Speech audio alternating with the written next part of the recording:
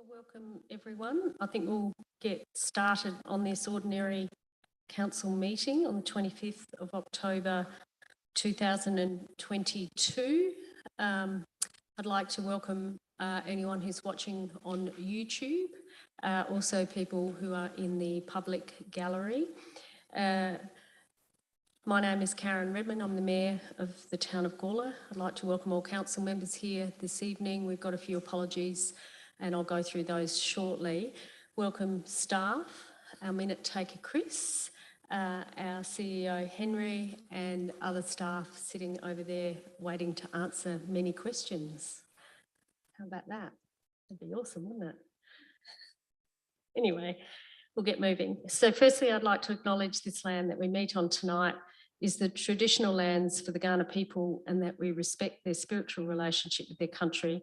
We also acknowledge the Kaurna people as the custodians of the Greater Adelaide region, and that their cultural and heritage beliefs are still as important to the living Kaurna people today. So first of all, roll call. We do have a couple of apologies. We've got Deputy Mayor Hughes, who's away, and Councillor Vallelonga, who has a pressing matter at the cafe. We have a leave of absence with Councillor Goldstone, and that's noted there. Councillors, are there any? And Councillor Little is running late, but he will be with us at some point in the evening. Councillors, are there any motions to grant leave of absence, although this is the final meeting of the term? That would be a no. Okay, thank you. There's no non-attendance. Public open forum. We'll move through, and now we have two people who wish to speak to council on council business. We have Mr. Ian Tooley and Mr. Julian Midwinter. So Mr. Ian Tooley, if you'd like to come forward, thank you, on the IES items.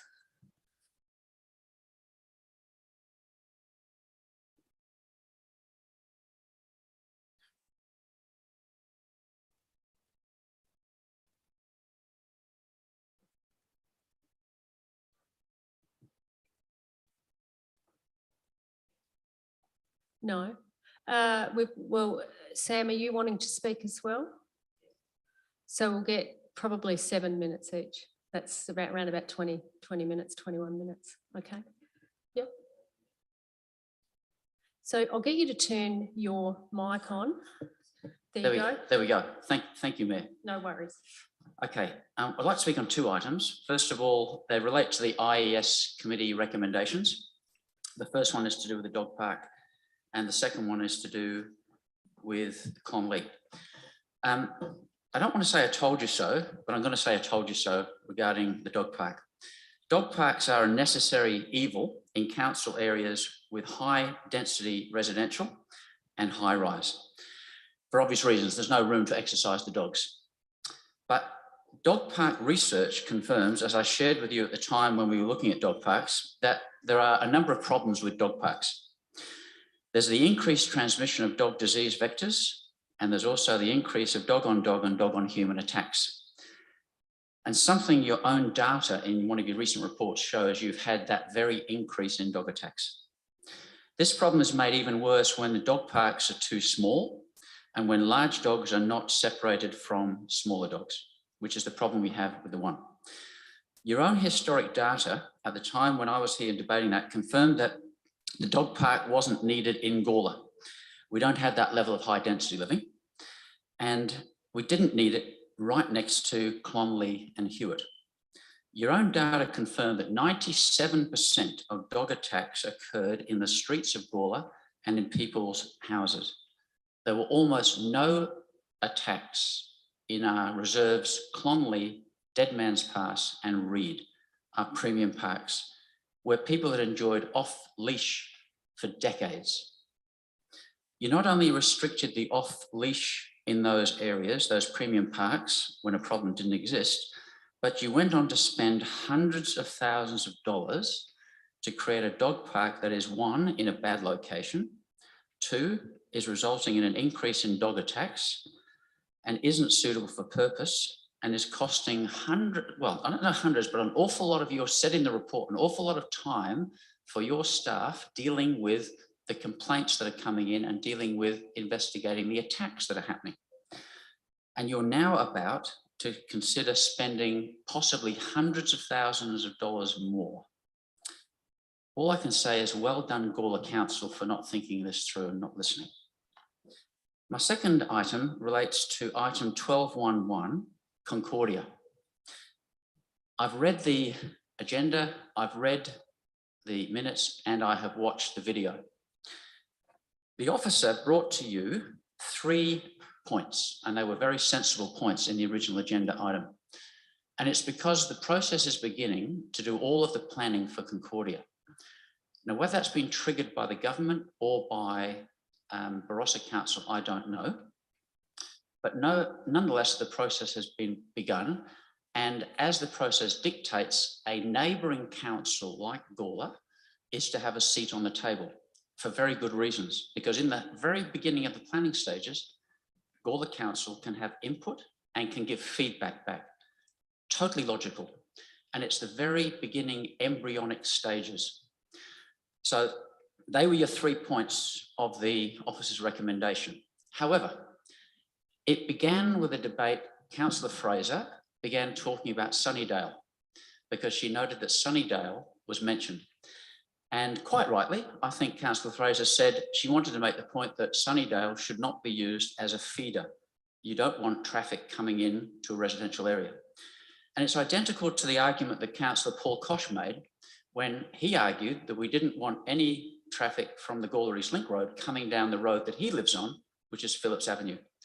And that got traction, and the actual roundabout and the feed was changed. And Councillor Koch lives on that street and enjoys the benefit of that. Councillor Fraser lived on Sunnydale. Then, as the meeting progressed, Councillor Hughes and Mayor Redman made a suggestion that Cheek Avenue be used. Now, I live on Cheek Avenue, and Cheek Avenue is higher in residence than Sunnydale and Phillips. And my question is, at this embryonic stage, why would you invoke the bringing of traffic, possibly from a population of 20,000 people, into Cheek Avenue? You're inviting Barossa Council to send high levels of traffic to Cheek Avenue in your residential area, and then where do they go? They go up to the intersection of Cheek and Lindop, and if you've had a look at that intersection, it is already problematic. But the lunacy gets worse. Because if you go down to the Concordia end of Cheek Avenue, you'll notice there's a railway track, which is nearly the boundary. And there is a deep, steep, cliff-like culvert where the train goes through. There's an old wooden bridge.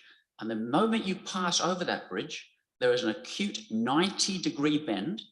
And on the northern side of that, there is a cliff. And on the southern side, in the culvert, there's a cliff. And the only speed that you can do around that is 15 kilometers an hour. Why would you bring traffic into Gawler East, and why would you advocate such a dangerous intersection with a population of 20, when just down Lindop Road, you have Concordia Road and you have Calbeeba Road, which are broad, which access Lindop Road, which are in Barossa Council, and which are very, very wide.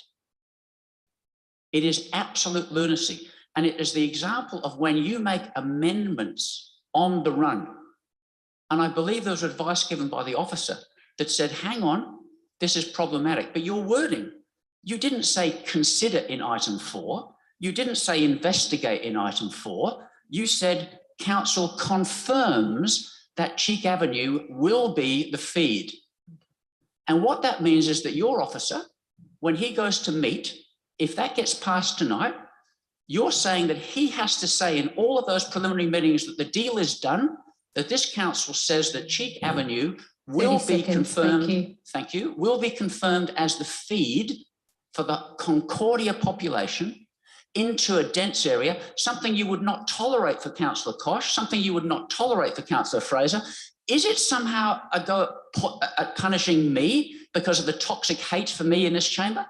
I wonder if that's the motive, but it is absolute lunacy. And I hope the people of Gawler are listening, and I hope this is the last throes of this council. I hope at this election, we refresh this council with sensible people that don't make such crazy you. decisions on the run. Thank you, Mr. Thank you. Tooley. You can sit down now. Thank you very much. Next is Mr. Julian Midwinter about Edith Street. Thank you.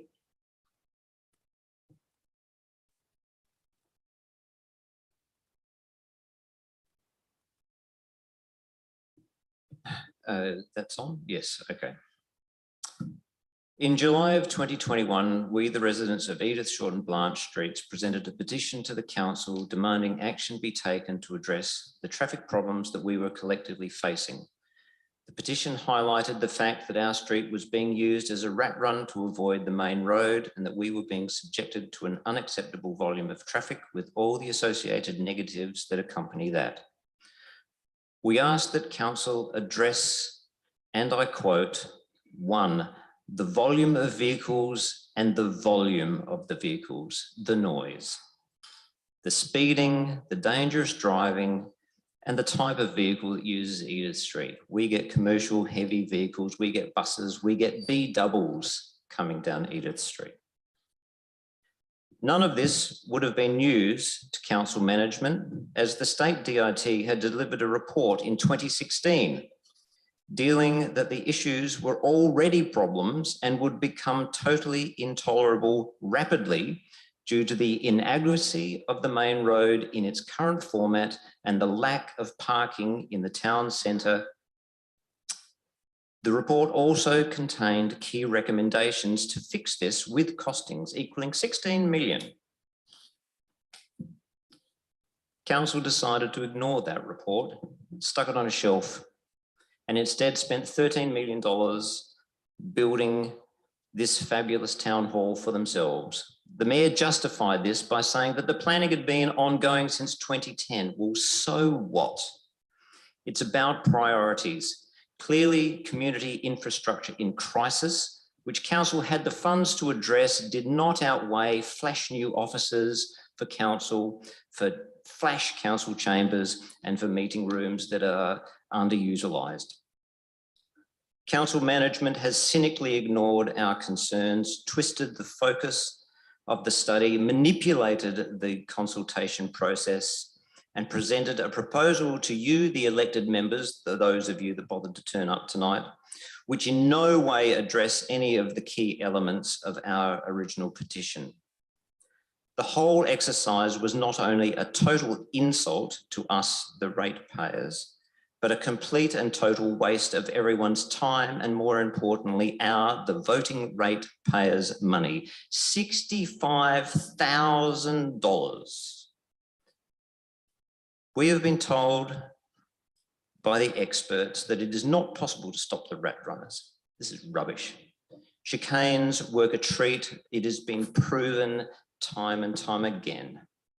We were told by the experts that the main road would not cope with the extra traffic that Edith Street blocking would cause if the rat runners were kept out. Rubbish. 9% increase if 100% of the vehicles that use Edith Street were forced to stay on the main roads. 9%. Just 6% if you factor out the actual residents of Edith Street. 6%.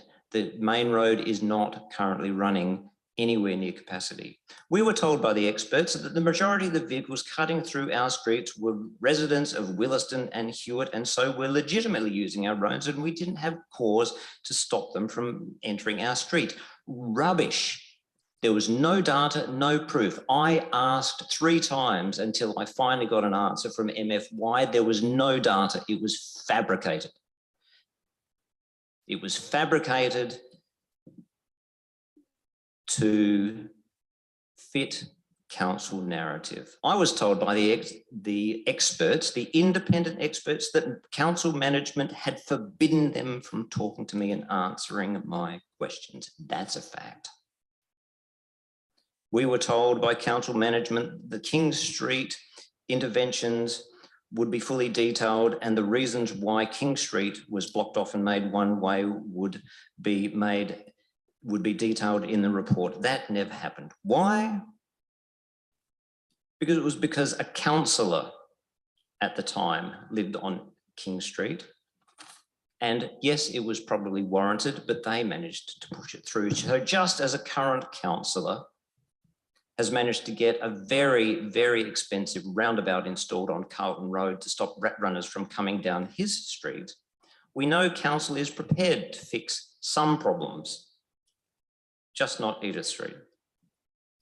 Prospect, Charles Sturt, Unley, West Torrens, the list goes on, are all councils that have installed the types of traffic control measures that we are requesting in the petition that council has chosen to ignore. There was no point to all of the studies commissioned over this, as council was already fully aware of the facts, the problems and the solutions, but they chose to waste $65,000 of our money, ratepayers' money, and all the while intending to do nothing.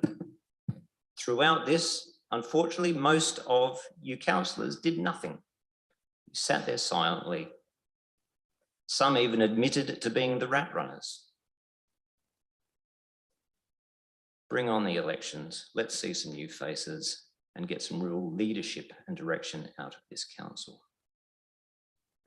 Councillor Sambow, to answer your question, all cars on the streets that are surveyed have their speeds recorded. So I didn't need to have a speedometer attached to me as I ran down the road next to the car. That's why I know there were cars doing 100 kilometres an hour down Edith Street.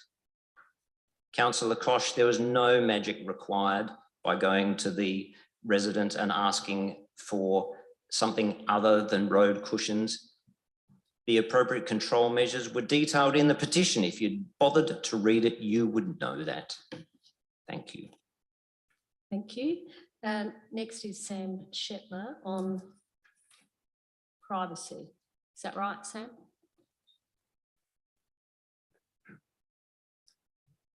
Hi.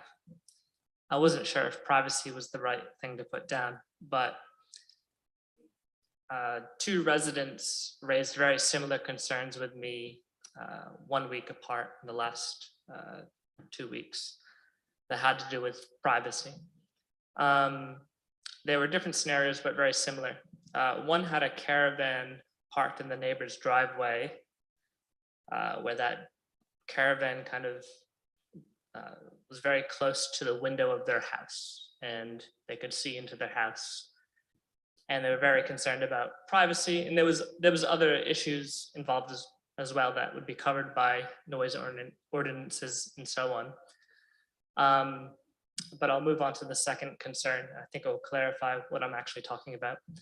So the other one was another neighbor who had a camera, and the camera was facing towards the neighbor's house over the fence, and they had gone to extra effort to raise the level of their fence. And then there was other issues concerning as well, showing that there was kind of relationship breakdown between neighbors. And so one reason why I bring this up is that I said to them that I would relay their concerns to council. The other reason is that I'm not quite sure where to look in council documents for clarity on what this resident can do to address these concerns. So if they're being noisy at night, I can kind of look at a noise ordinance. If the fence needed to be raised, I could look at fencing. But in this term, in terms of privacy, where it seems that the neighbor is pointing a camera in their window, or that there's a caravan like buttressing another person's house, and what was also similar in both concerns was that there was more than one family living in their neighbor's house. And so I guess I'm trying to describe to you so that hopefully someone from staff can contact me for if any regulation exists to help in these scenarios that I can then relay to residents. Thanks. Thank you. I think the CEO will be in contact with you, Sam. Okay, thank you. Okay, thank you, everyone. Next, we have Judy. Do you wish to? Do you have a question? Yeah. Does anyone have any questions? Councillor Shanks? I can't turn your mic on because the main mic is still turned on. Thank you, Julie. There we go. It's probably more a question through you, Mayor. Am I correct in saying what Sam Shetler has pointed out is a part of the overlooking bylaws that we have to abide by? I'm not sure if we have a bylaw on overlooking CEO, but I think Regulations or I think whatever? there's a number of issues that Sam has raised, and I think that the CEO needs to contact Sam and work through them one by one. Do you want to make any comment at this stage?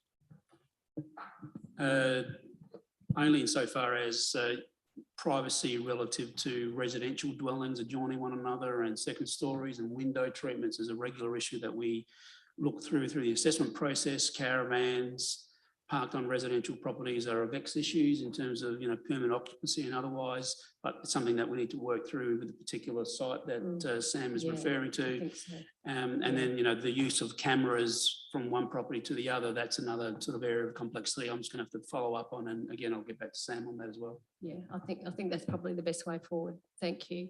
Thank you, everyone. So now I'd like to invite our Gawler Art Award winner, Pata Protenbala and Judy Gillett Ferguson, on behalf of the Gawler Community Gallery. Pata, if you'd like to come up as well. We have the winning, is it a watercolour? It's a watercolour. Did I get that right? Yep. It's a beautiful, beautiful piece.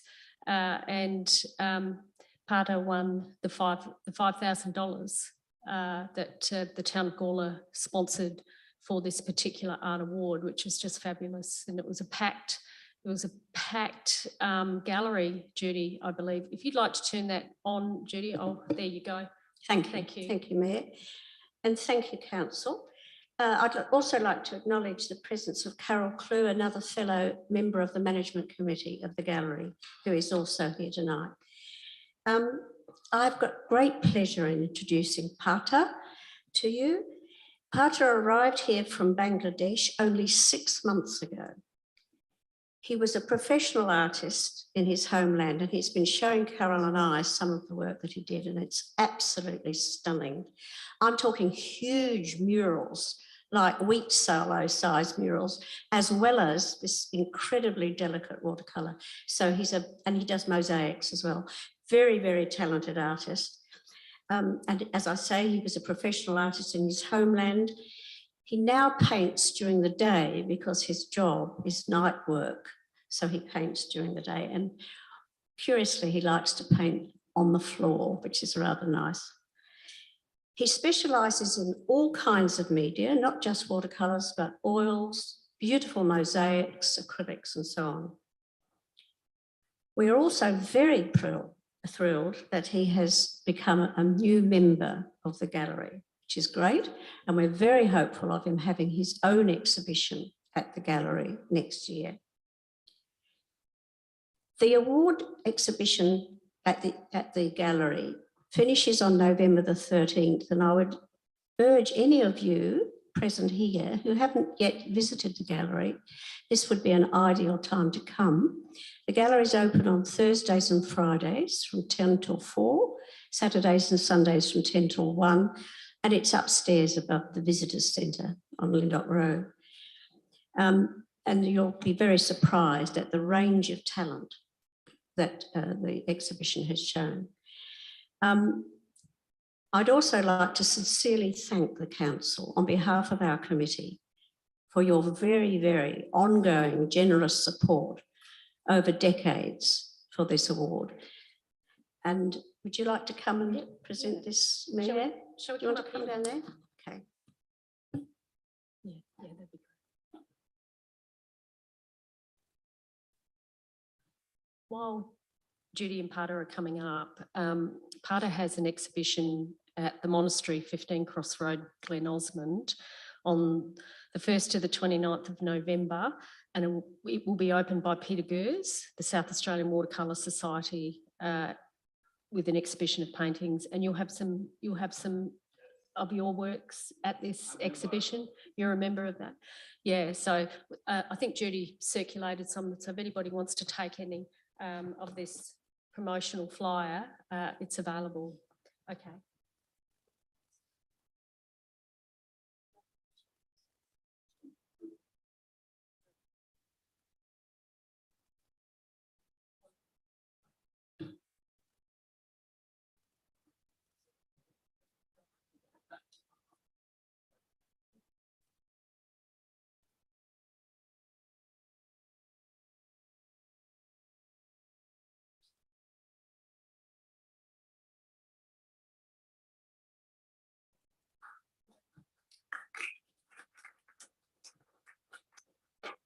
I have to take it back again, so stay in the exhibition until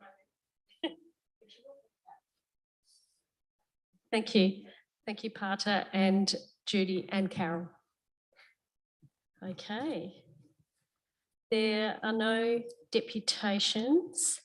Declarations of interest, councillors. Are there any declarations of interest that anyone wishes to declare? No? Okay. There's no agenda items, there's no petitions. Confirmation of minutes, ordinary council meeting 27th of September 2022. Are you happy to move that way, Councillor Davies? Do I have a seconder, Councillor Fraser? Any discussion? If not, I'm going to put that motion. All those in favour, please raise your hands. Carried unanimously. Thank you.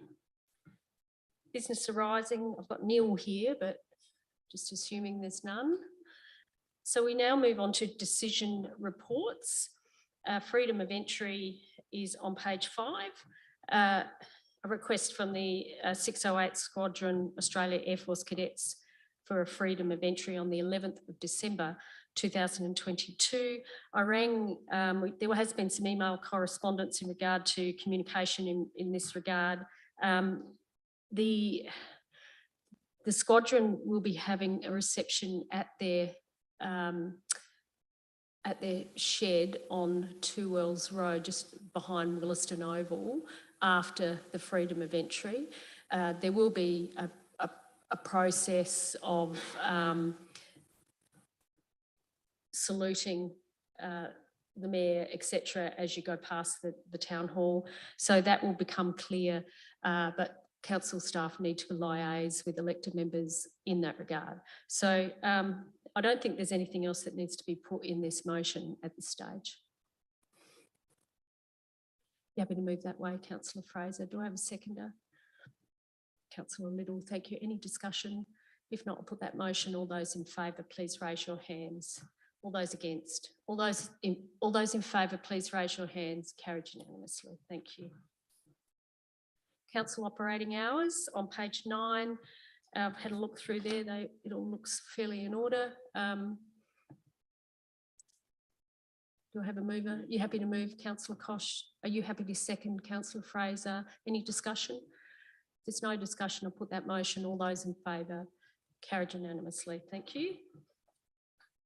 Pioneer Park Heritage Stone Wall.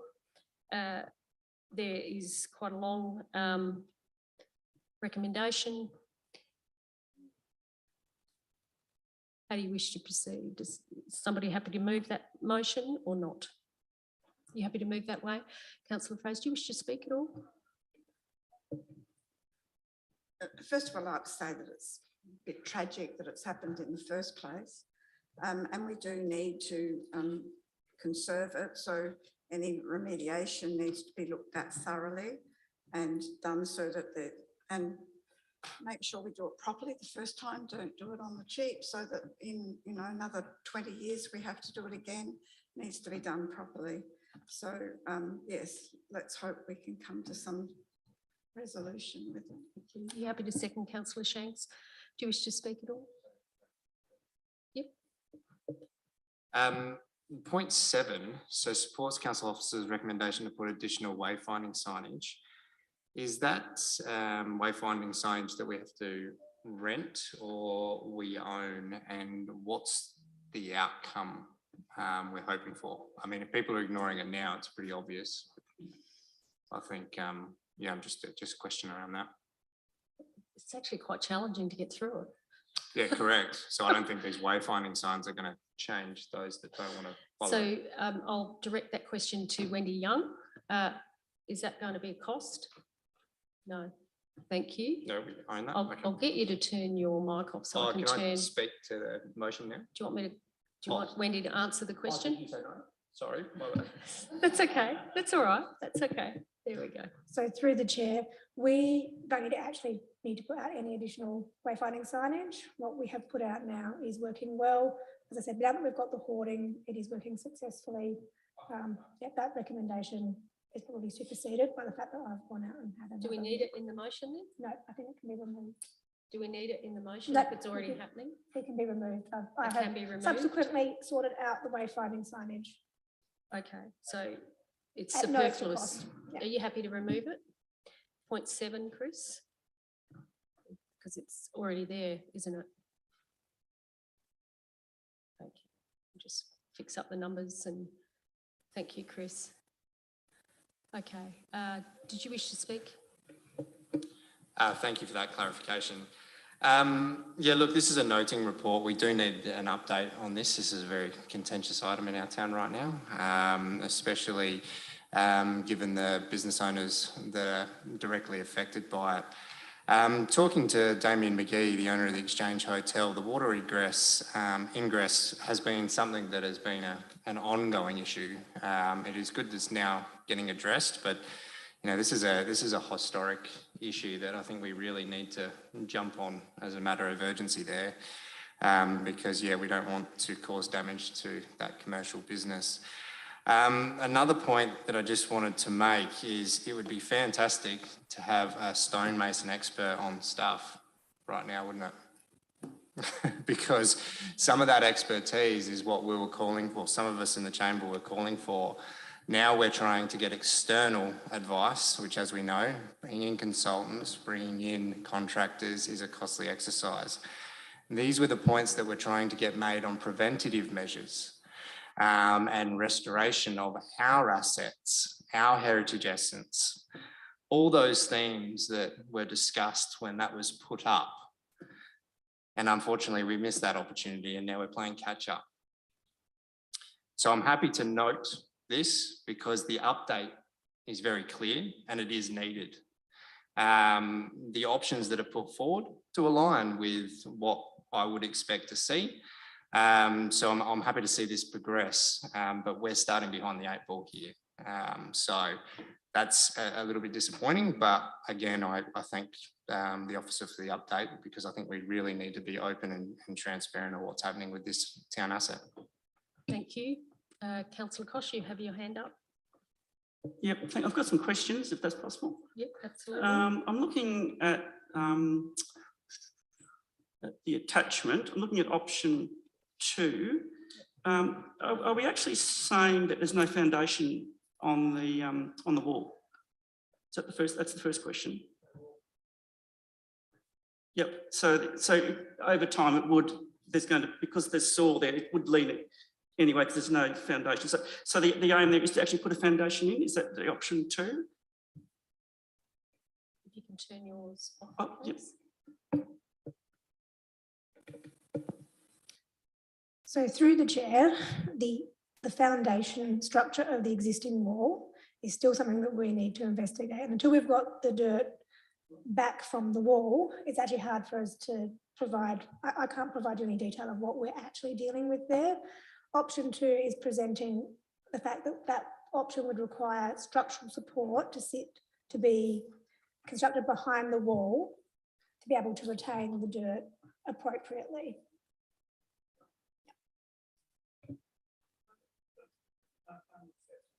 Yep. The next one is, we've got any indication of the cost of the remedial work? In the report, it talks about using some of the stone. Why wouldn't we use all the stone that's there? And in option 2, it's talking about a balustrade. I'm not sure, could you just explain that as well? And also just the batter that we've got there, is that a safe batter? Because it's quite steep. Yeah, there's the questions. Through the chair, so I cannot provide any comment on the cost at this stage. There are just too many unknowns. In terms of the comment about using as much stone as possible, trying to use as much stone, the existing stone as possible, that is exactly the intent. Some of the stone isn't in good condition, but the intent would be to use as much of it as possible so that we are, and whatever stone we had to bring in new would be in keeping with the existing stone. So no intent to change the current look of the wall. In terms of the balustrade, so at the moment, because it's a historic wall, it hasn't needed to meet the building codes that prevent fall, but it is actually a fall risk because it's a live edge effectively. So if we go in and start to do remedial works behind the wall, and we were then to put the soil back up against the wall, so in option 2, we're moving the soil back up behind the wall, then a balustrade would be required to manage that live edge. Yeah. But your option 1 doesn't require that. So option 1 doesn't, because we've battered the soil back, so Yeah, there's no live edge. Yeah. Does that make sense, Councillor Koch? Okay, thank you. Yes, Councillor Samble. Thank you, Mayor Karen. The actual monument itself, I have not seen anything in this information that's here, but 10 years ago, the main problem with the area, other than a bit of plastering that was done and so forth, it was indicated that that monument, if hit by a truck, would be a catastrophic event. And that when it was checked out, it had no steel structure or no foundation, because in those days, they were never done like that. The only thing that wasn't done was the actual guardrail put around the front of it to actually stop maybe a truck that might hit it, because as you know, we have an enormous amount of trucks coming through our town now. And I just wonder, Ms Young mightn't be able to answer the question, but there's no mention of that huge monstrosity being the monument in this plan. Is there anything at all that is going to be done regarding the safety of stopping something maybe hitting that? Thank you, Ms Young. So through the chair, Councillor Samble, I will have to take that one on notice. It's the first I have heard of that particular scenario. So I'll take that on notice and get back to you with a response. Thank you. So any other discussion? There's no further discussion. Councillor Fraser, are you happy for me to put the motion? I'll put that motion. All those in favour, please raise your hands. All those against, it is carried. Thank you. Now moving on to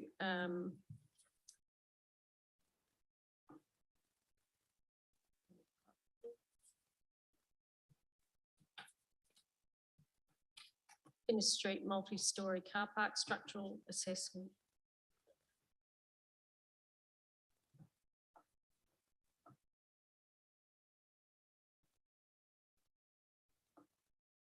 Yes, Councillor Samble.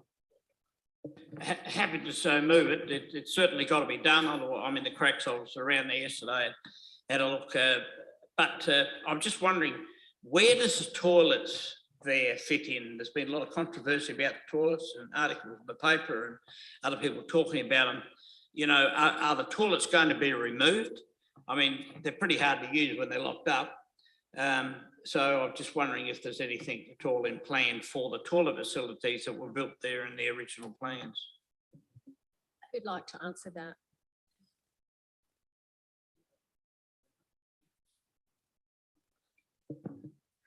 Through the chair, so there was an update report to the IS committee, I believe in August or September, August, about the toilet block within the multi-storey car park.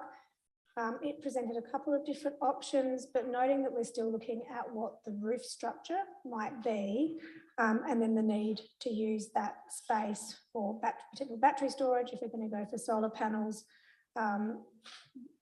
there isn't a final decision that's been, or a final recommendation that has been presented to council for the ongoing use of that space, be it toilets or anything else. Thank you. So we've got a mover.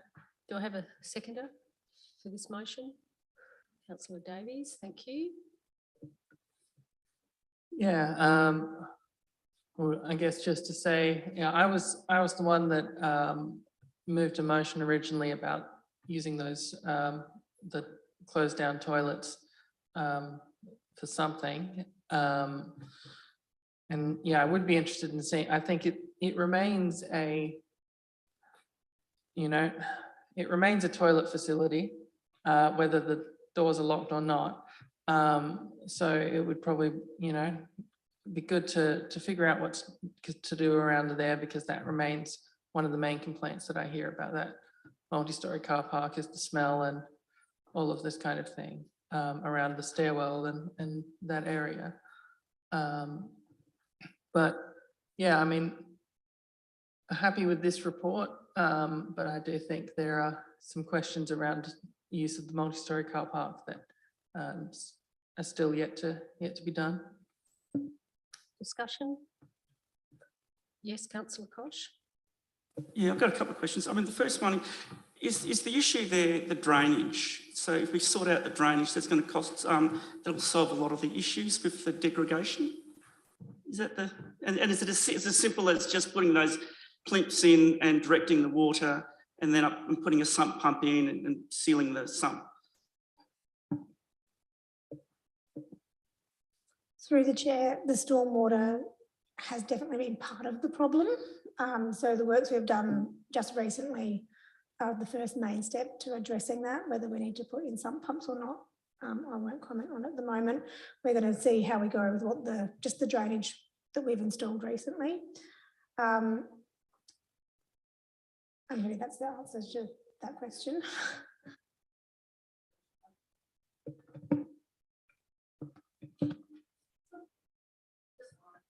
What in the summary on page 65, it talks about a 0.5 EY standard. What's that? I mean, I don't know what that means.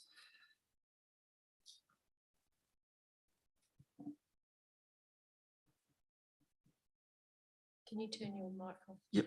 Thank you. Can you turn yours on, Wendy? Please? Thank you. Can you just, so through the chair, councillor Koch, which page are you on? What page are you on? Thank you.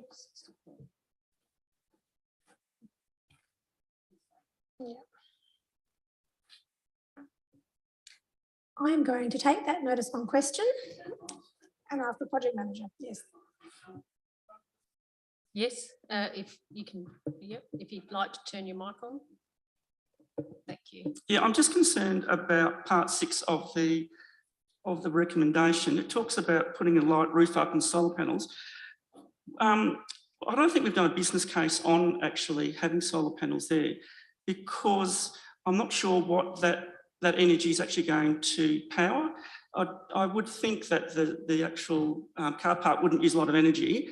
So you might only, I don't know why we're considering putting a whole lot of array there when we can't actually use that power anywhere else. You put it into the grid at 3 cents and maybe buy it at 50 cents later on, or you may be wanting to get a carbon credit, I don't know. You can't plumb it over to the admin building. So I'm just wondering what the business case is behind putting solar panels there.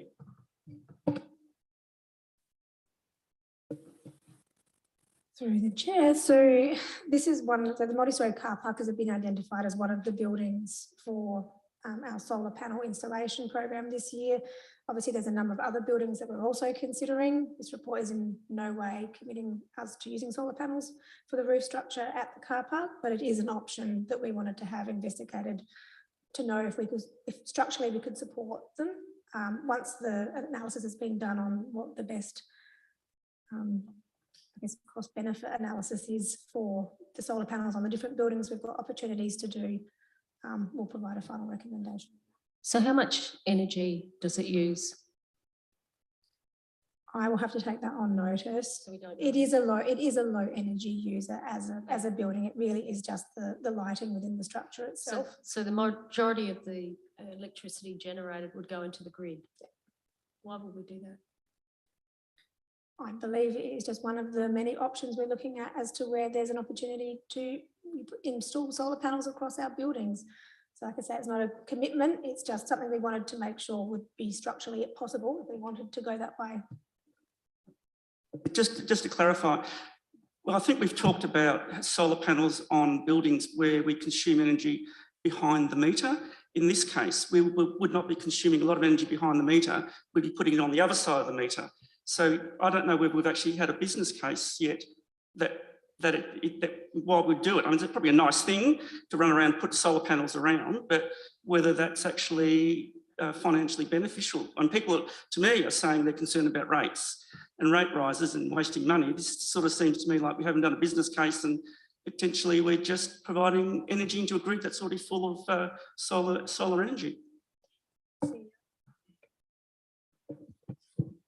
The purpose of this report is not about presenting a business case for solar panels on this site. This report is about the structural integrity of the multi-level car park. It's providing an update in terms of some structural changes, some maintenance issues. It is referencing the possibility and the intent to investigate solar panels, but this is not a business case in that regard. It's not providing any real information in that regard.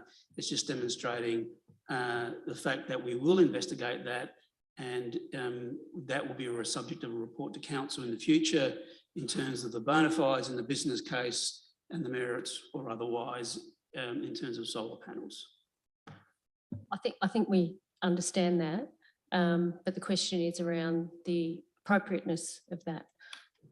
So you've got another question? Well, no, just on that, because the reason why I'm asking is because it actually says on page 21 of our agenda, there's a little paragraph there that talks about lightweight roof and solar panels, and it's actually asking prepare a budget for a detailed design in the 2023-24 capital works program, including consideration of structural engineering, architectural design and cost consultants. So we're actually going beyond that. We're actually almost saying this is what we're going to do. This isn't just saying, let's see whether it's possible. We're actually asking here to actually go for a request for quote, actually going out to market and getting him to cost it all up for us. So that's why I'm asking. It says a budget bid.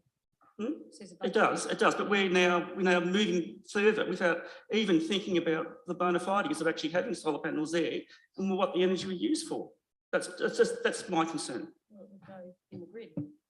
Okay. Okay, any other discussion, Councillor Shanks? Yeah, just a couple of points to make. These structural reports on our assets, especially like a multi-storey car park, it's good business to check in. So I applaud staff for that. It is good to see that the cracking is really actually minor in nature. I know that it is sort of put in the structural rectification works, but you're pumping some silicon in there. You're doing no stitching, no nothing of any structural merit. So that's a good thing. You know, the age of the car park, the usage, these I think are aligning with what we see throughout the industry. So it is good. The point to make, I guess, around the lightweight, because we seem to have started another conversation there. The lightweight exploration and looking into solar panels versus another lightweight structure like what you might see at the Coles car park, where you see the big shade cloth, big structural steel structures and everything like that. They're very, very weighty. We're talking about doing this on the top floor. There's proprietary systems out there that are very lightweight, that are actually with solar panels. So I'm very interested to see the business case, as Councillor Koch is, and the cost difference on actually doing a proper structure that would support roofing material, or doing a proprietary lightweight system that would support solar panels and give us the same shading properties. Because in the end, that's sort of one of the main benefits, that top level is going to be provided shade for our end users. And if one of the byproducts of that is we're able to inject some solar back in the grid and use it as an offset for something else that we're doing in our town, fantastic. As long as it doesn't cost X thousands and thousands and thousands or more. Plus, I also like the discussions that are happening globally about microgrids and all those sorts of things. Having these sorts of infrastructure ready and having more solar, I see as a good thing. So this doesn't intimidate me. And the way that the report is written, I think is good, because as the CEO pointed out, it's a structural assessment. And there is some foresight thinking about some lightweight structure, because we've looked at it and we can't put another story on. What else can we do? That's how I see this report. So I'm happy to support this, and I'm happy to see what comes back. But just to curb any worry, the budget process is the one thing that does scrutinise these things. Did you have your hand up, Councillor Fraser? No. Any other discussion? Councillor Koch? Yeah, thanks, Mayor. Look, yeah, after reading the report, I'm happy that we're getting onto it. There's obviously some structural things we need to do. I assume once they're done, that will stop the ingress of water, which causes concrete cancer. When you water into concrete, it rusts the rods, etc. So it's good that we're going to fix all that up, and it is good we're on the front foot and sorting that out. I am just concerned about moving ahead and saying we're going to put solar panels up there when we haven't done a business case, because yes, you can put solar panels up there and it all looks very nice, but it is at a big cost. And I don't know whether there's a cost benefit analysis has been done for the community to say that putting solar panels there is good. It's good when you use energy behind the meter. When you put it on the other side of the meter, it becomes very, very complicated. You can have microgrids, but you have to then sell it to a retailer who then puts their mark on and then sells it back to you later on. So you actually pay a premium. You cannot run a power line, an extension line from there to the admin centre. It's impossible. Yes, you can have batteries, but you're only running a few lights. I really want to see the business case, if the whole business case around, if it is just to put shade up there, that's fine. But if it's to put solar panels up there to have an overall financial benefit for the community, I would struggle to see whether that's actually going to work. And I'd love to see, hopefully I'll be here at the next council, and hopefully I'll be able to see that report. Thank you. There's no further discussion.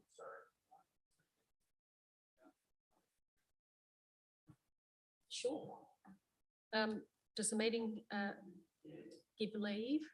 Yeah, you have leave.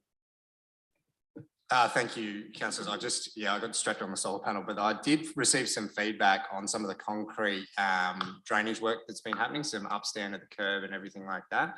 I've been contacted by a pretty frustrated resident that's actually damaged their back by trying to get a trolley from She's Apples up into the Finnish Street car park, because now it's got speed humps all the way across and stormwater diversion. So to get a trolley into that car park now is impossible without having to full drive it. And they've actually hurt their back getting up and on there. I think before there was maybe a little gap, and obviously There was a gap. That's probably The gap's gone. the gap is gone, and Yeah. that's obviously what has caused this feedback. Mm. So something just to flag there with staff, that if there is an opportunity, I'm not suggesting taking out the middle of the speed humps, because then Well, just you're put encouraging. put the access back. But then you might have the drainage leading back down. So just something to think about, because I think we need to rectify that, because there was a domino effect on trying to make that work. Thank you. Councillor Samble, are you happy to close the debate? Thanks, Mayor Karen, and that's a good gutsy debate, there's no doubt about it. And there's still no signage to let people know exactly where that car park is. And the amount of people, since I've been out there, saying vote for me and all that stuff, so many people have said that, but they also said to me, no, you go around there at 8 o'clock in the morning and watch who's filling that car park. Now, that car park was built and paid for by the traders of this town. You know who's filling that car park? Because the railway station car park is chock-a-block by 7:30, and they're filling it and walking down there. And you have to see it. It's a worn out road.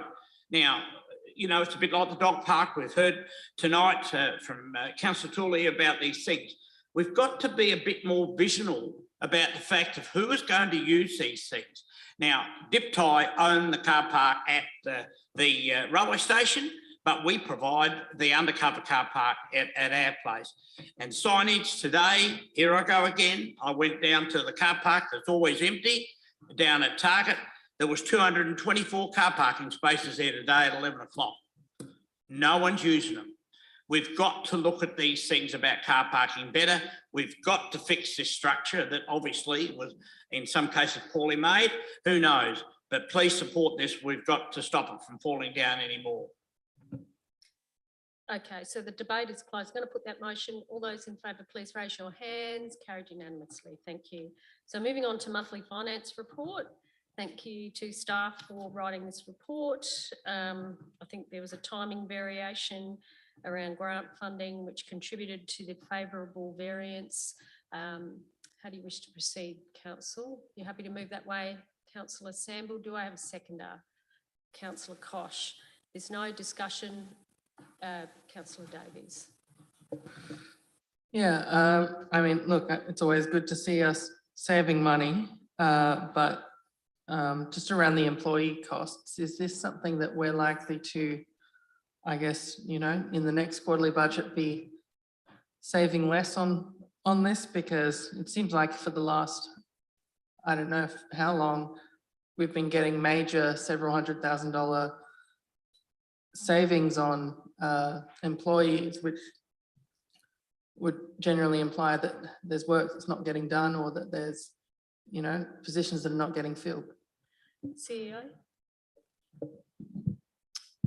Well, yeah, we've certainly had conversations about the employment market and vacancies and recruitment and filling roles. And I was just having a chat with Wendy today about where we're at in the engineering department, for example, and we've had some success in terms of recruitment in that space. The planning department is sort of near full contingency, but there's still swings and roundabouts. And, you know, I'm hoping that we can spend all that money, because the more money we spend on staff, the more money that we can, you know, deliver our service, and the less we're spending on consultants and contractors and so forth. So wherever we can, we are trying to fill positions, but we're not just filling positions for the sake of it. And we want to make sure we get the right staff. Thank you. Any other discussion on this matter? Councillor Shanks? Yeah, just on that. So we're running our core business, right? And if we're running it without $461,000 worth of staff, is their core function we're not performing in? And if the answer is no, then why are we moving to spend the $461,000? CEO, if you'd like to respond. Thank you. Could I ask Councillor Shanks to repeat the question? Can Yeah, I? absolutely. I'll try to reword it. So in the favourable year to date, so we're having a surplus of $800 and something thousand. Half of that is due to employee cost of nearly $500,000. That $500,000 is reporting favourable, which either tells me one of two things. We're not performing the business that we were hoping to, because we're nearly $500,000 down in staff, or we are performing the business we were hoping to, and we're supplementing with contractors and we're making it work in other avenues. So it does say here are being temporarily filled by agency staff. So I think that's. Yeah, sort of answered. so I'm saying if we're delivering and we're saving 461,000, why are we moving to keep on spending that 461,000? Okay, I think, thank you for that clarification. Well, it's a combination of matters. The use of agency staff is a contingency arrangement, is to continue sort of business services.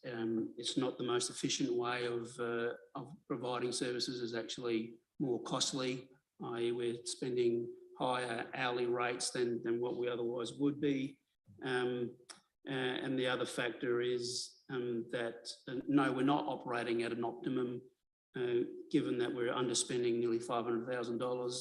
That's putting stress on staff in terms of hours, not taking leave and so forth. So it is an unfortunate savings, and again, the best business outcome is that, as we're doing, is continuing to recruit and to fill those positions and not use agency staff and not put pressure on the staff that's occurring as a result. Okay, if there's no further discussion, I think Councillor Sample, you've closed the debate. You're happy? I'll put that motion. All those in favour, please raise your hands. All those against? It is carried. Thank you. So now we're moving on to recommendations from committees. I'll go through them. We've got motions made under delegated authority under the Infrastructure and Environmental Services Committee. So this is we're noting this motion 12.1. You happy to move that way? Mayor Karen, I certainly don't agree with, as we have heard tonight, to do with the item number 4 in 12.11. Okay, we're doing 12.1. I don't want, We're yeah, doing I won't vote 12.1. for that. We're doing 12.1 at the moment, so we'll get through that and then we can discuss the next matter. Okay. Okay, so 12.1 is a motion made under delegated authority. You happy to move that way, Councillor Davies? Do I have a seconder? Thank you, Councillor Fraser. There's no further discussion. I'll put that motion. All those in favour, carried unanimously. Now we move to Concordia Structure Planning 12.1.1, which is effectively a noting motion and just updating council. You happy to move that way? You happy to move that way, Councillor Shanks? I saw your hand first. Yeah, thank you, Mayor. I'd like to move an amendment for that recommendation from the IES, if I could. And what's that? Drop point 4. Confirm that right, okay. So you want to drop 0.4, yes? Yes, correct. Yep. And I'll speak to that if I could, Mayor. Yeah. Yeah, look, this was something that I was looking at before the presentation tonight, but it just confirms the point. I was a late apology, as you remember from the IES committee, but I listened back, and I think our staff member in Andrew Goodsell made great points, and I think some of them were just being glossed over. The report, the way that it sits, was a matter of process, and after speaking with again the mayor of Barossa as well, we're nowhere near being able to direct where we want those linkages into from Concordia to Gawler. There is so much work to be done in this space, and if we just direct our staff to narrow-mindedly focus on Cheek Avenue, we might miss other opportunities that are going to benefit the greater region and Gawler all at once.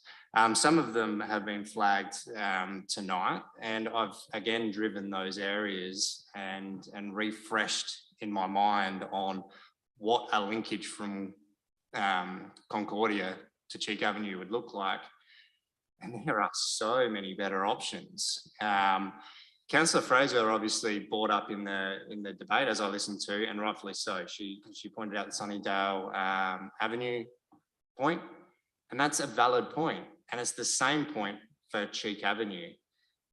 And I just don't see the relevance of pulling the trigger and making sure that we confirm our staff walk into these PCG meetings, which is a project control group, a collaborative approach saying we want Cheek Avenue, and that's what it is. So I think there's more work to be done in this space before we start making overarching statements like this. There's people that are to be engaged by the Barossa and the developer, consultants, and also work with our project control group. And we're going to rely on our staff in Andrew Goodsell to be able to communicate some of the outcomes that they're going for and fight for us on our behalf and report to us regularly. This is the start. What we're drumming into by putting 0.4 in is the technical level that we're nowhere near yet. So I'm happy to move it as 1, 2, and 3, but 4 in there is premature and uneducated. And I mean that with the most utmost respect, but there is so much engineering involved that you are overlooking. I can't stress that enough. So it's seconded by councillor Samble. Now I saw your hand up first, councillor Koch, and then your hand, councillor Fraser. Look, I just want to speak against removing that. If you look at the history of what's happened there, a number of years ago, probably 6 years ago, I think, I have to refresh my memory, there So was... we're speaking on the amendment. I know, I'm going to get to that. We actually had a whole plan when it came to what was going to happen at Springwood and Concordia, and it was called Traffic Intervention Plan. And it looked at a whole lot of intersections and how they'll be upgraded, which included what was going to happen from Cheek Avenue down Carlton Road, what would happen on Cheek Avenue, and also the link in from Cheek Avenue, Cork to the Link Road. And there's actually a provision already on the Link Road for the roundabout that connects to Cheek Avenue. So that's already there. So we've had this discussion a number of years ago. So you only need to look at the records to look at that plan. And we looked at, and we went through all the intersections, and we looked at every intersection, how many people turned here, how many people turned there, and what would happen if we did this, that, and the other. So all that's been done. So it's not uneducated. We've actually done that about, I think it's 6 years ago. I think, you know, I'd have to be corrected. Now, when it comes to Cheek Avenue, it's a really wide road. There's huge verges both sides. There are some things that need to happen. When you get down to the far end, yes, you do have to cross over the railway line. And I would imagine engineers would design a bridge that goes straight over. They don't have to do right-hand turns, they go straight over. So that's all in the plans. That's all in the plans. So I think people need to actually look at the plans that we've actually agreed to. You need to actually look at the actual... Stop. Mayor, you're not part. If you keep interrupting, you'll be asked to leave. Could you ask him to You will leave? be asked to leave. You are not part of this discussion. You are not part of the debate. Please be quiet. Otherwise, you will be asked to leave. Thank you. Thank you. We've had this constantly. Keep going. We've had this constantly at these meetings, and okay, this is what you get.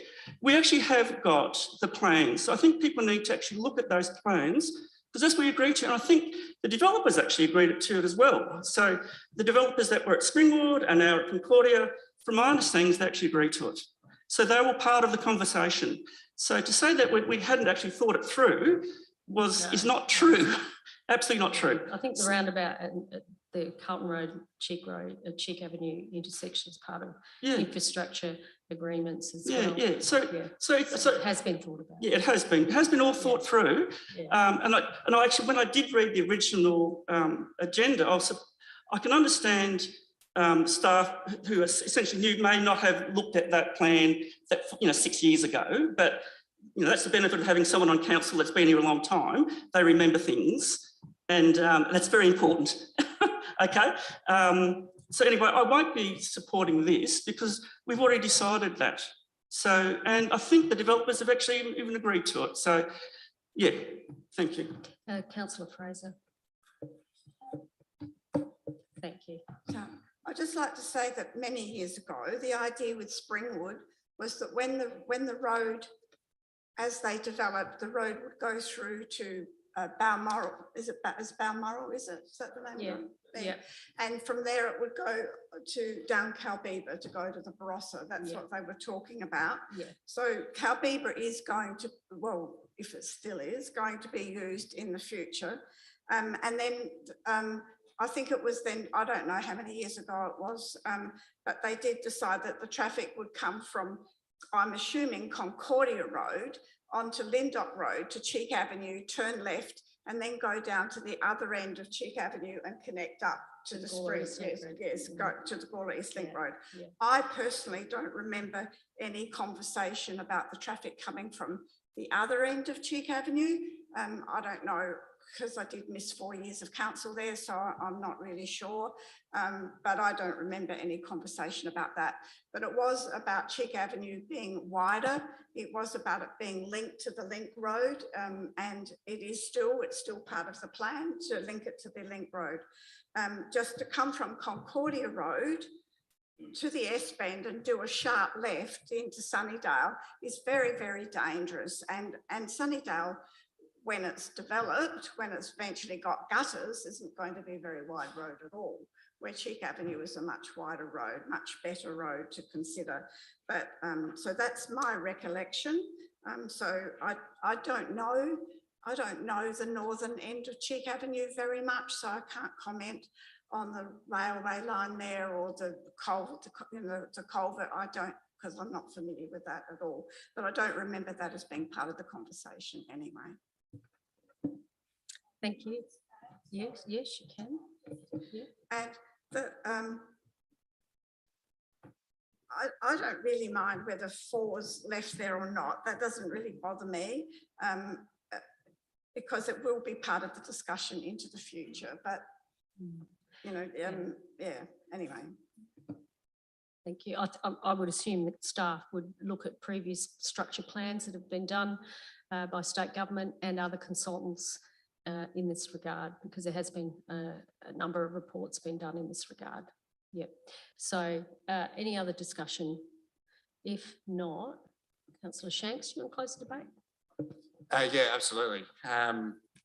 It's cementing my position by saying the work has already been done. Let the conversations flow.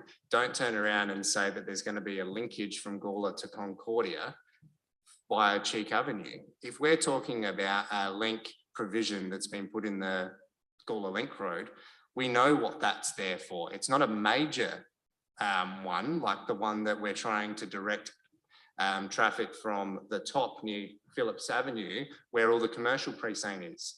It's about trying to get some residents on that side of Gawler through onto the Link Road.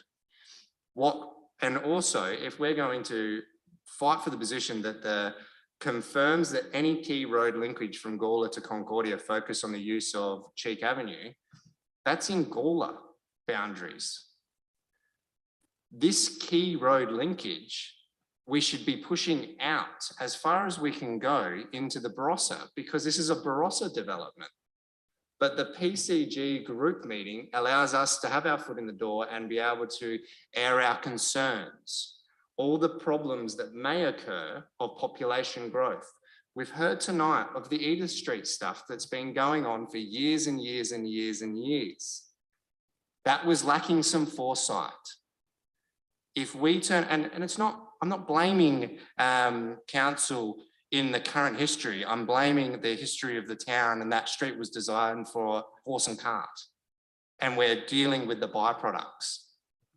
We understand traffic flow more now, and the conversations are just beginning with our neighbours and the developer in a constructive way. If there has been some work that we've done in our Gawler bubble, fantastic.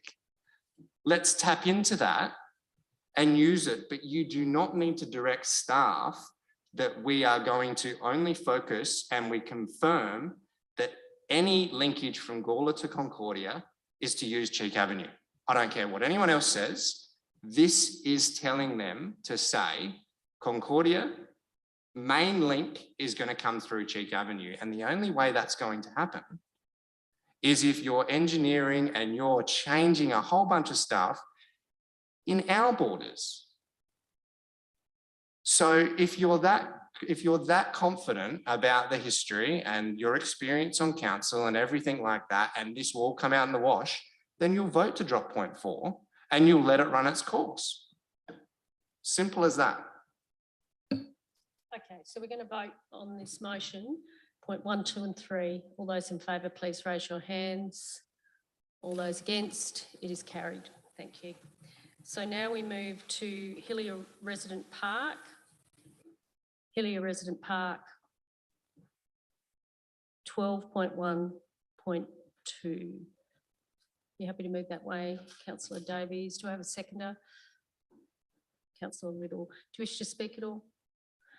Councillor Little. Any other discussion? Councillor Shanks.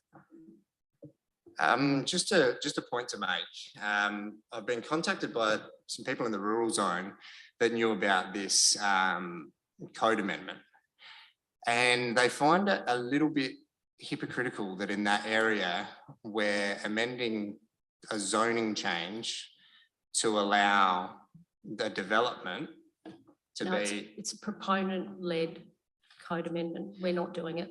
Oh, sorry, we're Sorry, being it's notified. the Yes, developer. It's the that's doing developer pushing. Yeah, yeah. Yes, but we're sort of noting it. We're not, I guess, pushing back to a degree. So that was the point that was made, that the rezoning of this area, while some residents of the rural zone are trying to rezone their own areas, are getting pushed back. This one is flying straight through. That's how they're saying it. I'm merely. That's not quite right. Anybody can put a proponent initiated code amendment. Anyone can do that. Any landholder or group of landholders or developers. So it's privately led. So anybody in the rural zone is more than welcome to do that. Okay, I shall pass on the advice. Yes, CEO, just if you want further clarification. Yeah, if I could. The administration has certainly turned its mind to the timing of this proposal and the broader rural area deliberations.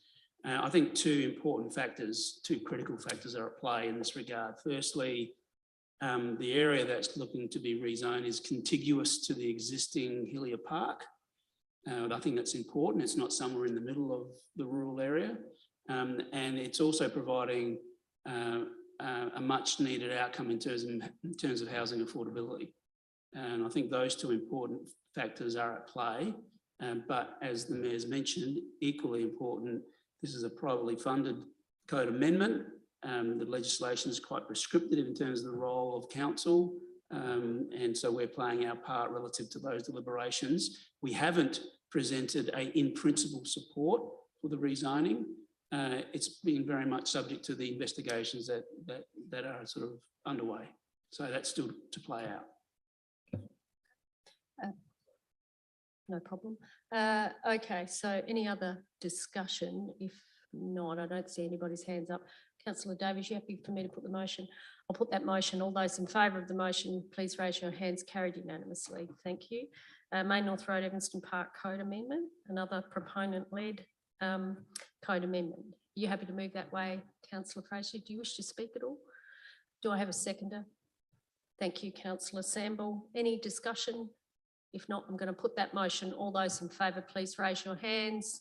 All those against, it is carried. Thank you. Clonley Reserve, dog park update. This is a noting and a supporting retaining the temporary dog park in its current. Are you happy to move that way, Councillor Koch? Yes, you certainly can. Yeah, thanks, Mayor. Look, overwhelmingly, the dog park is popular for all the residents. You only have to go down there to see how popular it is. And residents still have an option to be off leash in our parks at certain times. So there's no, they can be at the park if they want to be, or at certain times in our open spaces, they can have their dogs off leash. And also there's other areas where, so they can do that. The main thing is when they're off leash, they have to be under effective control. That's the main thing. And even when they're at the park, they need to be under effective control as well. My concern when this park was built was that I don't think it gave enough room for the big dogs. Big dogs like running, little dogs have little legs and they just run around in circles and don't do very much, whereas big dogs like to run around and do things. So when we had the two little circles, I felt that there wasn't enough room for the big dogs. Now that we've basically swapped them over and made a bigger area, I think the big dogs will be much, much happier. My view is you spend all your money on your fence and then think about what you can do later on, because dogs don't care about a lot of things. You just need them into a big space. So I'm happy to support this. And I did ask a question on the day about the costs, and a lot of that was to do with CCTV, which you do need. You need security up there just in case there's some issues. So I'm happy to do that. And I think overall it's been very successful because you only need to go there to see how successful it is. Thank you. Thank you. Do I have a seconder? Yes, councillor Samble. Do you wish to speak at all? Yeah, thanks, Mayor Karen, and councillor Kosh, yeah, I see your points there, but I'm just wondering, we all know that a huge percentage of people with their dogs that live in the neighbouring council area are using it. I'm just wondering if this, does the Light Council at all Yes, they do. support Yeah, they do. support Yeah. us for ongoing expenses? Councillor Yeah. Kosh was just talking about CTV. I mean, they're certainly very expensive and all that sort of stuff, and that so there is a fee that is actually paid to us Yes. for maintenance and costs. Yes. Thank you. Thank you. Okay, so we've got to move on to any other discussion. If there's no further discussion, councillor Kosh, you happy for me to put the motion? I'm going to put that motion. All those in favour, please raise your hands. Carried unanimously. Thank you. Hillier Fire Recovery and Rehab. We had a really good presentation on the night at the committee meeting. It was very comprehensive and I thought it showed a really good collaboration between a number of agencies, including council. You happy to move that way, councillor Samble? Do I have a seconder? Councillor Fraser. Any discussion? If not, I'm going to put that motion. All those in favour, please raise your hands. Carried unanimously. I'm over the page. Recommendations from the Gawler Heritage Collection Committee meeting held on the 13th of October 2022. We do have a series of motions made under delegated authority, so they're noting. Happy to move that way? You happy to move that way, councillor Fraser? You happy to second, councillor Davies? There's no further discussion. I'll put that motion. All those in favour? Carried unanimously. Thank you. So now we move to external bodies reports, and we have Gawler Road Safety Group meeting, Northern Adelaide Waste Management Authority and the Elderly Centre Advisory Working Group minutes. We're noting the minutes. You happy to move that way, councillor Davies? Thank you. You happy to second, councillor Kosh? There's no further discussion. I'll put that motion. All those in favour, please raise your hands. Carried unanimously. There are no questions on notice. Questions without notice? Councillor Fraser. I have a question about the collecting of batteries. Do we still do that within the library? Do we still collect old batteries within the library? Is that a yes, Bryce? That's a yes. Do you have any idea of the cost of that to council? I'll just get you to turn. There we go. Through the chair, yes, the initiative does continue. I'd have to take the question on notice in regards to the cost that council incurs with that. Yes, absolutely. I'm pretty sure that when this came in for this to happen, that there wasn't very many places in Gawler where you could take your old batteries. But I know now that Audi do, Drake's do, Woolworths do. I'm not sure whether Coles do, but I'm thinking that maybe it's something that we could look at and you might be able to save some money on council. Thank you. Any other questions without notice?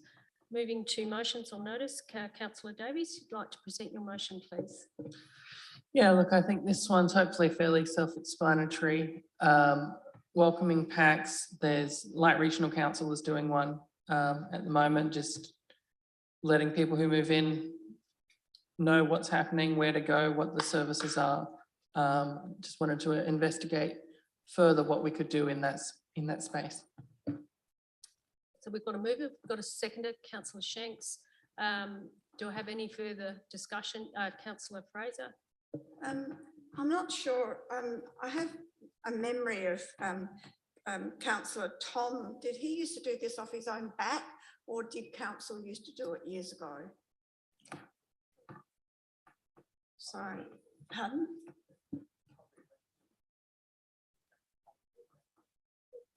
Moved it years ago, yeah. Himself to new residents, was it? Yeah. Okay. Yeah. We used to have a book called Contact for basically new residents as well, with all community groups. It wasn't a business directory, it was a community directory, and it was basically targeted at young families, and it was a really, really good booklet.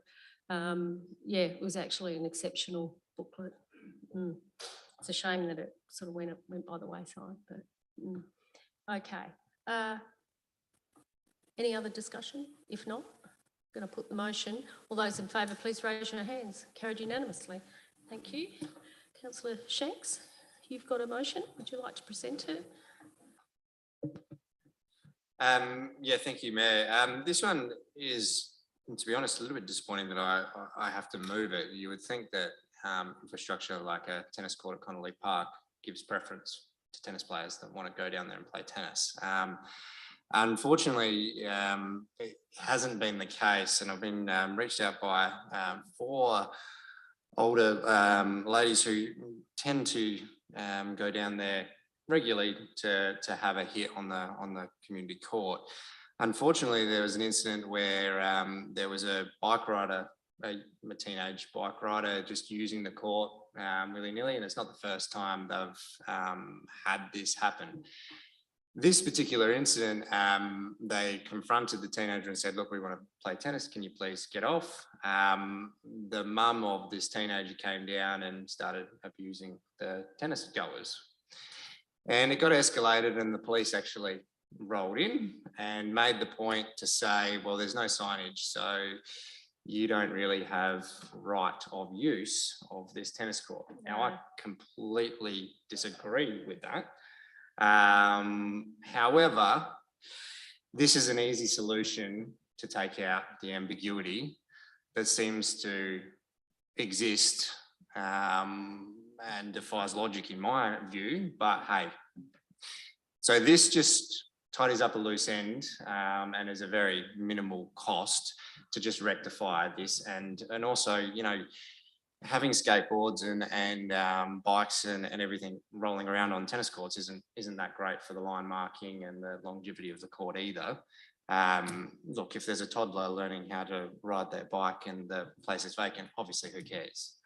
But you know, it's not the point. So hopefully I can get some support on this one, because again, it's tidying up a loose end where I think there's some ambiguity that's being used inappropriately. So, seconder, Councillor Davies. Okay. Any discussion, Councillor Koch?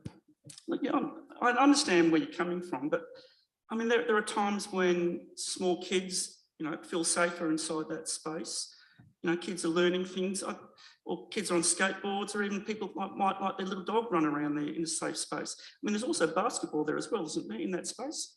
So do we put a sign up saying tennis only this time and basketball only this time? So what happens if the tennis people turn up and someone's playing basketball? Do they then tell the basketball people to go away, or how does it work? It just doesn't seem, it just seems odd to me that we'd be prioritising one activity over another activity when everybody should have access to that space. I don't know how other people feel. I just feel a bit odd, really. It is a tennis court. Yeah, but it is fenced off, and kids do use it. I have seen little kids using it.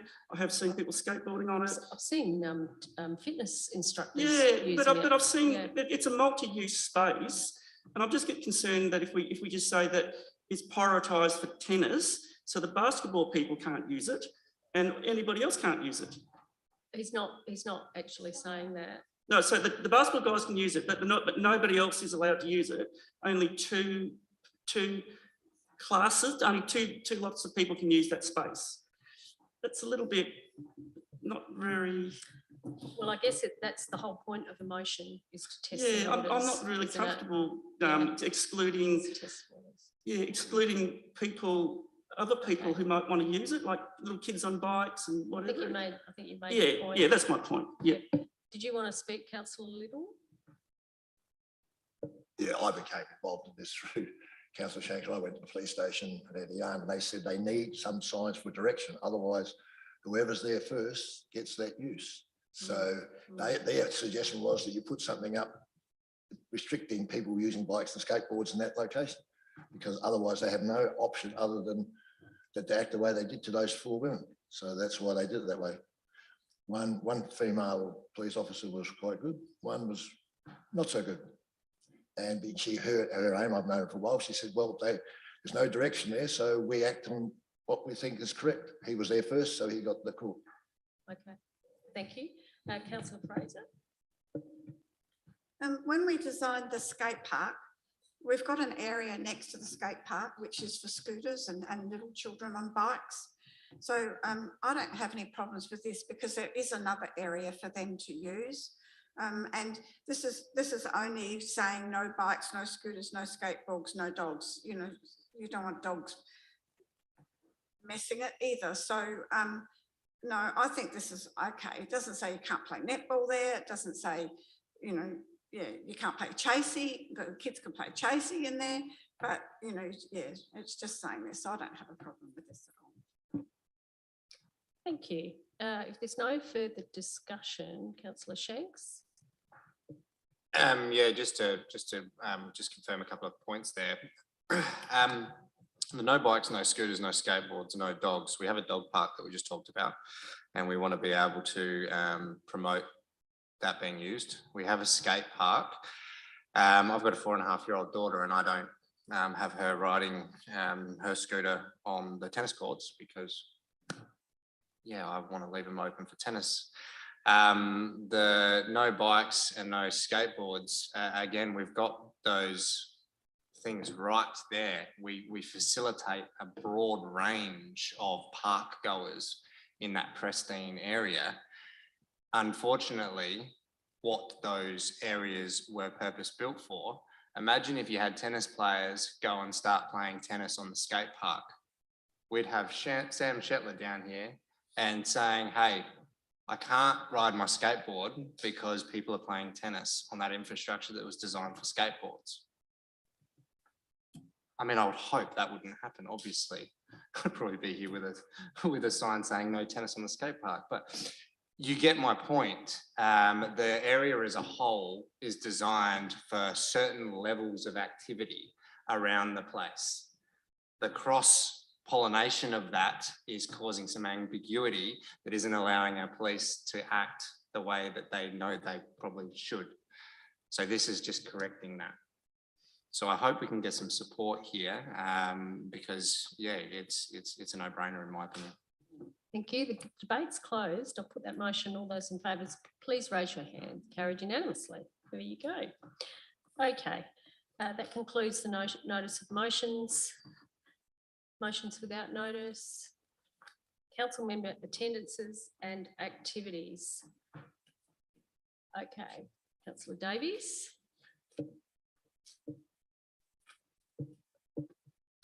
Yeah, I guess I just wanted to mention that the Meet the Candidates Forum, which I thought was quite well run this year by a very organised organiser, kept everyone on time and all of that, and I thought that all ran really well.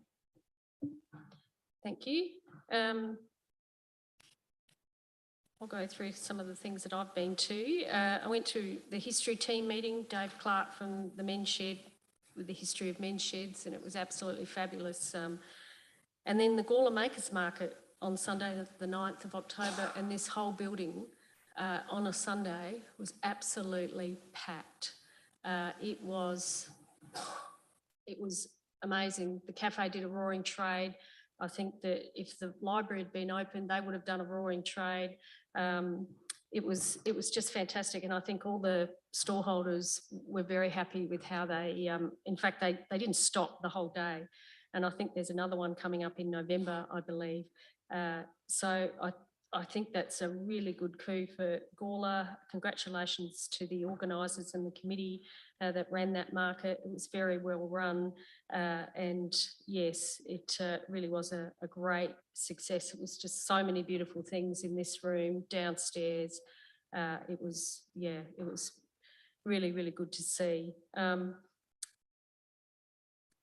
went to a Zonta meeting on Wednesday, the 12th of October, and that was really lovely to see women supporting women. It was really, really fantastic. Friday night, I went to the Gawler Cup at the Jockey Club. It was packed with people. It was a really fantastic night. And then Sunday night, as part of, even though the Carnival of Cups didn't quite get up this year, went to the Gawler Gold Cup, which was the Greyhounds Cup. and that was also very well attended. Yeah, it was really good to get out and about and support these fantastic Gawler events. I also went out to Villawood at Roseworthy, where Villawood donated $10,000 and other monies to Gawler community sporting groups, but also the Zonta Club, who's doing a memorialisation project in our Pocket Park in Julian Terrace, and that's for stage 2 of that particular project. And that was, I think they were all very excited. They couldn't believe that they were getting so much money. Yeah, I think Villawood were very generous in their donations to community groups. Thank you. Councillor Fraser. I also went to the history team and heard Dave Clark talk about the men's shed, and it was very, very interesting. And to hear, you know, well, I've known about the men's shed for years, and I haven't been there for years, but you sort of think about the retired men going there, but they've actually been mentoring some youth that have had challenges. They've left school and they've got challenges, and they've actually helped them and to work with their hands, and they've gone on to get jobs. So I think that's really fantastic to hear that. The Gawler Makers Market, yes, it was fantastic. It was, we were all really excited about that. And I also went to the library to see John Weeks speak. It was Living Without Fingerprints, and that was really interesting, and what an amazing man he was. So that was really good. So congratulations to the library for putting that on. And I look forward to lot more events. Thank you. There's no other events and activities. I'd ask that we include those comments and have them tabled in the minutes. Somebody like to move? Thank you, Councillor Little. Do I have a seconder for that? Councillor Fraser, all those in favour? Carried unanimously. Thank you. So that concludes item 18. Item 19. Shall we have a quick break? Yes. Just a question, Mayor. Yes. I'd just like to note that it's Councillor Fraser's last official meeting, just to thank her for her service. Yeah. So I guess we're... I was going to say that right at the end. Oh, sorry. Yeah. I've But that's okay. We can do that now. I've stolen. We can do that now. I've stolen your thunder. Just I thought just before you went into confidence, that was all. Yeah, no, that's yes, no, yeah. Councillor Fraser, you've been an outstanding council member, very supportive of myself as mayor in the role. You've always done your role diligently, and you've been very hardworking. You're very thorough in your preparation, and you will be sorely missed. And I hope you enjoy, greener pastures, not coming out late at night. And enjoy your holiday that you're about to go on as well. So, but I just thought, yes, I'm sure everybody agrees that you've been an outstanding councillor, and I'm sure staff agree as well. I don't know if CEO wants to say any words. Yeah, thank you, Mayor. And yeah, on behalf of all staff, Di, thank you for your support, your contributions. You're a sort of a pillar of society here in the town of Gawler, and you should be very proud of all your contributions. And I know that when staff have interacted with you and you've sought assistance, and that relationship has been very professional and very constructive. So we certainly appreciate it. All the best. Thank you. Yes, you certainly may. I'd just like to say thank you for those words. I've actually enjoyed my time on council, and I've, got mixed feelings about going, about what I'm going to do with myself, but I'm sure I'll find something. But the time was right, I think. So you just got to, to do what you think is right. So. Thank you. And I'd also like to welcome Sharon Perkins, who's sitting here, who's the new manager of finance. She's come to observe a council meeting, and she'll be heavily involved in many council meetings going forward. So welcome, Sharon. Okay, quick break, 10-minute break, and then we'll be back, and we'll deal with the confidential matter. Okay, thank you.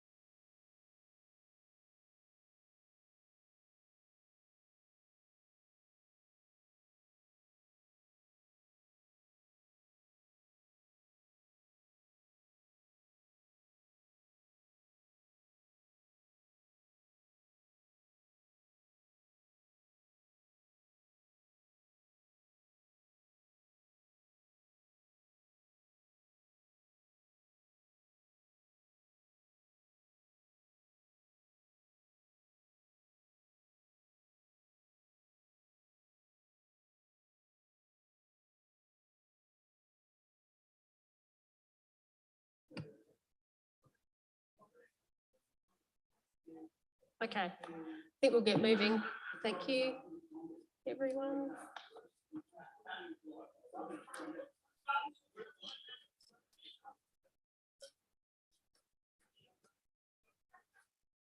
So we're going to get moving. If you could all take your seats, thanks.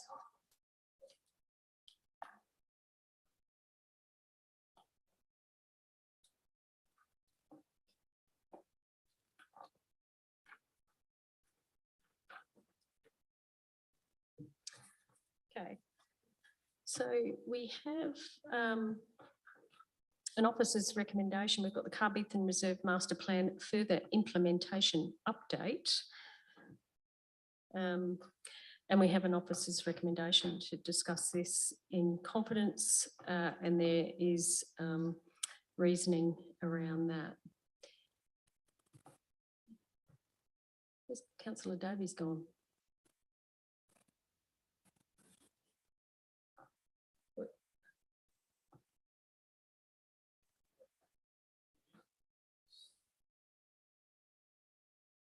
Wonderful, thank you. Awesome. Okay, so we have officer's recommendation to go into confidence in regard to Carbethan Reserve Master Plan further implementation update. You happy to move that way? And if you could explain why we need to go into confidence. Specifically, the matter relates to potential purchase of private properties and valuation of those properties. The disclosure of the information could reasonably be expected to be commercially advantageous to the current property owners. And the disclosure of the information could reasonably be expected to prejudice the commercial position of the council during purchase negotiations. Thank you very much. So we have a mover. You're happy to second, Councillor Little. Thank you. Any other discussion? If not, I'm going to put that motion that we go into confidence. Please raise your hands if you're in favour. All in favour, please raise your hands. Carried unanimously. Thank you. Thanks, Sam. Good night.